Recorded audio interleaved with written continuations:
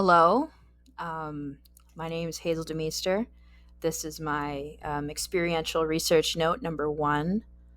Um, I don't really know how to intro this, so hope you enjoy.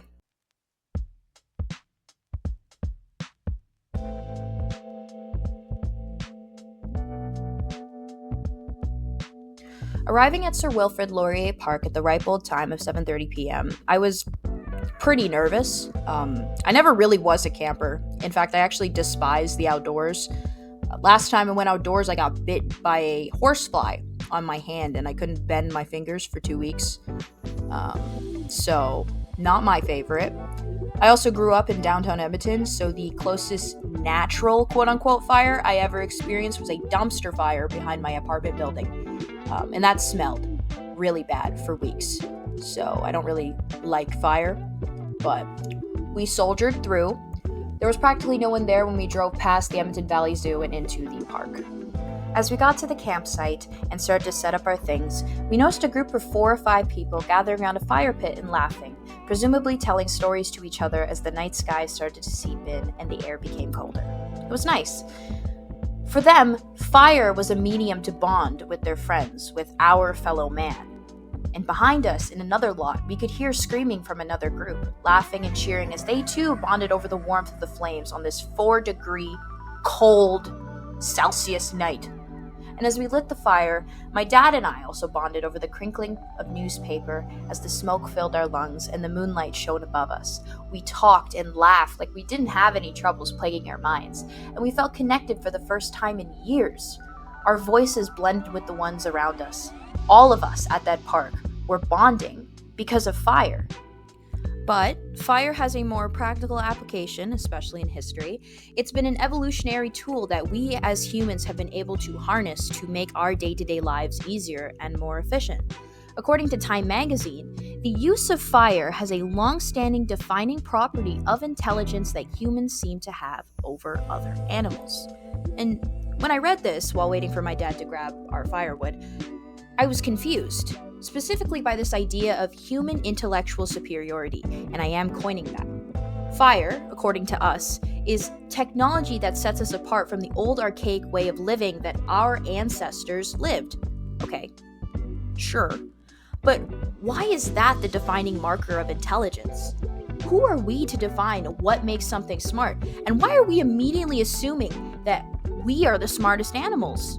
As I thought about this, I thought about my chosen text, District 9 by Neil Blomkamp. When the aliens, which I will now refer to as prawns, inhabit District 9 after initially arriving in 1982, humans treat prawns as if they are dumber and inferior, disrespecting their rights, throwing them out of their homes, lying to them about the quality of the place that they are forcing them to relocate to, killing them, prostituting them off in the hopes of creating a human-prawn hybrid that can operate the powerful weapons the prawns had on their ships, and just many more transgressions I could go on about. Although fire doesn't play a large central role in why humans find themselves superior in District 9, the key fact here is the idea that humans find themselves to be the superior species, very similar to how Time magazine views other animals in regards to us. Fire is just a reason to claim this fact. This species-specific exceptionalism, to me, was very reminiscent of the individual exceptionalism in regards to YA dystopian literature reproducing neoliberal thoughts and values that we discussed in class, with neoliberalism being defined as the prioritization of privatization, the individual, and no discrimination whatsoever. In District 9, humans believe in their exceptionalism to an unhealthy degree, and as a result, the prawns, who came to humans for refuge, became victims of the neoliberal values of mankind. This individualistic, opportunistic mindset that humans have over other species and people spawned in due part to fire. We made fire, and therefore, we are better than others. By 8:30 p.m., our fire went completely out.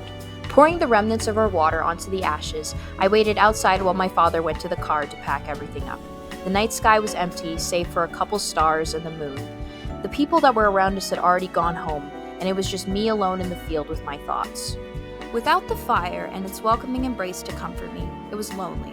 And I imagine that's how the prawns felt as they continued to live on Earth after being used as charity work by the South African government. No purpose and no reason. Just living for the sake of surviving with no external support. By 2009 and 2010, they were seen as pests. They didn't have any benefit to humans, and so humans wanted them gone. The idea of a society post-bigotry is heavy in neoliberalism and is the opposite of what happens in both real life and in District 9. In real life, there's this belief that if you work hard enough, there will always be opportunities for upward mobility. Since District 9 is a mirror of the real world, I imagine this belief is rampant there as well, especially as Wickus, the main character, is given the opportunity to lead the mission to evict the prawns into their new camps, which is an amazing opportunity for his upward mobility and his career. When being welcomed to Earth, the humans paraded themselves for allowing the prawns to coexist in the same country as us. We gave them the idea that they were equal to us, and gave them a place to live. We loved the prawns, up until they stopped being the refugees we heroically saved and became alien immigrants who take up too much space. There is no upward mobility for prawns. They don't get to benefit from neoliberalism. They don't get those opportunities because they are prawns. And that's what makes District 9 a simultaneous embrace and rejection of neoliberal values. When the fire burned out, the burnt up ashes had no purpose to me. When the prawns could no longer serve the humans in their hero fantasy, they had no purpose to humans. This revelation soured my initial romanticization of the fire. How could I appreciate this fire when it represents to some degree, and for lack of a better term, the greed of humanity? My father made a joke about us losing control over the fire and the entire park burning down. He's a morbid man, but I had to have gotten it from somewhere. I thought about fire as a technology, more specifically as a weapon as a result of his comment, in comparison to what we see in dystopian literature.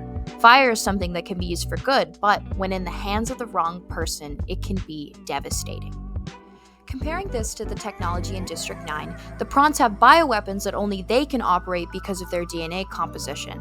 This makes their technology effectively useless to humans. After Wickus gets infected with the alien goop, because he is slowly morphing into a prawn himself, he has the ability to wield these weapons that were once untouchable to humans. Like fire, these weapons can have a devastating effect if used by the wrong person. If the government of South Africa were able to procure those weapons themselves from the DNA of Wickus, what were they going to do with them? Why are they so desperate to have their hands on that technology? Judging by the film's negative portrayal of the government, especially since District 9 is based on the apartheid, I believe the government did not have good intentions with the prawn technology. Another key feature of neoliberal thought being the distrust in government, although I'd argue in this case it is warranted. Prawn bioweapons in the wrong hands would lead to disaster, and fire in the wrong hands, as we've established in human history, the Triangle Shirtwaist Factory being the first thing that comes to my mind, can also lead to disaster. Despite fire being considered old compared to the likes of speculative prawn technology, both can become disasters for mankind. And as I got into my father's car and we drove off, the night sky no longer had the echoes of the flame we had burned. I still hate the outdoors just as much as I did when I came, but my appreciation for fire and for nature changed from mild levels of appreciation to fairly heavy enthusiasm, especially as I saw the connections between the real world and in the media that I enjoy. Fire isn't just for heat. It means so much more in relation to real life, in history, in literature, and in dystopia.